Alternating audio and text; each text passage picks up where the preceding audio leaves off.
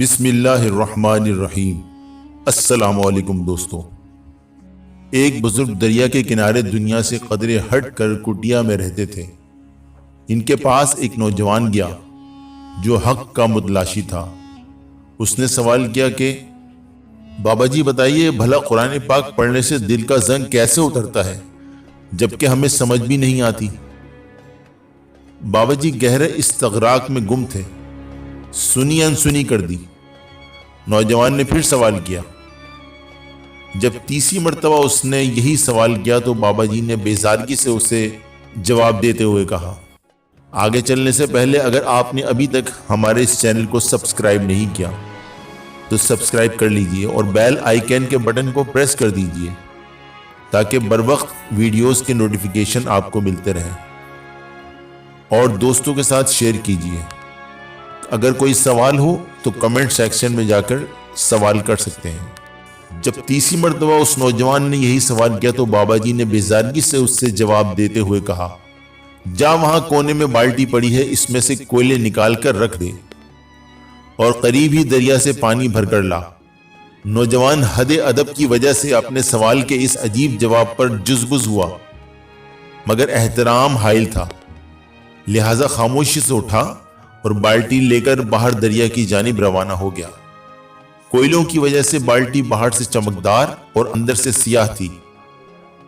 جیسے ہی نوجوان نے دریا سے پانی لیا اور بالٹی اٹھا کر چلا تو یکایک اسے معلوم ہوا کہ بالٹی میں سوراخ ہیں جن سے پانی کٹیا تک پہنچتے پہنچتے سارا بہہ گیا۔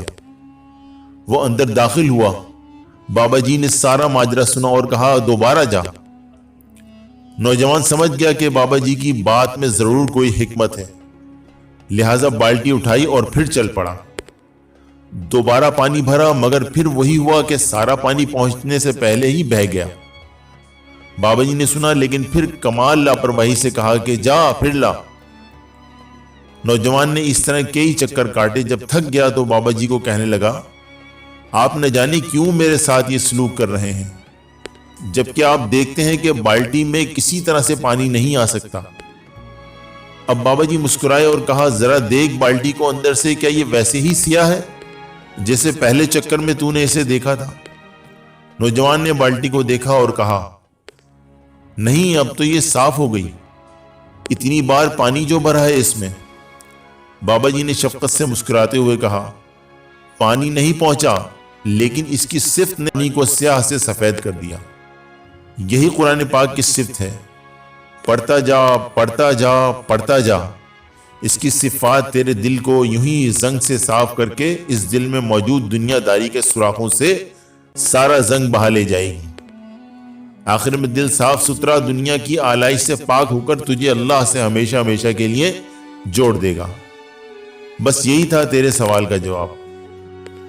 تو گویا ترجمہ سمجھ نہ بھی آئے، قرآن کی برکات سے ضرور لطف آتا ہے، لیکن اگر ترجمے کے ساتھ سمجھ کر قرآن پڑھا جائے تو یہی لطف دوبارہ ہو جاتا ہے۔ میں امید کرتا ہوں کہ آج کی یہ تحریر جو ویڈیو کے ساتھ آپ کو پیش کی گئی یقیناً پسند آئے گی۔ پسند آئی ہو تو اسے لائک کیجئے اور دوستوں کے ساتھ شیئر کیجئے۔ آج تک کے لیے اتنا ہی کافی ہے۔ ملتے ہیں اگلی مرتبہ پھر کسی نئی تحریر شدہ ویڈیو کے ساتھ۔ اجازت دیجئے، صحت مند رہیے، تندرست رہیے، اپنا خیال رکھیے، اللہ نگہبان۔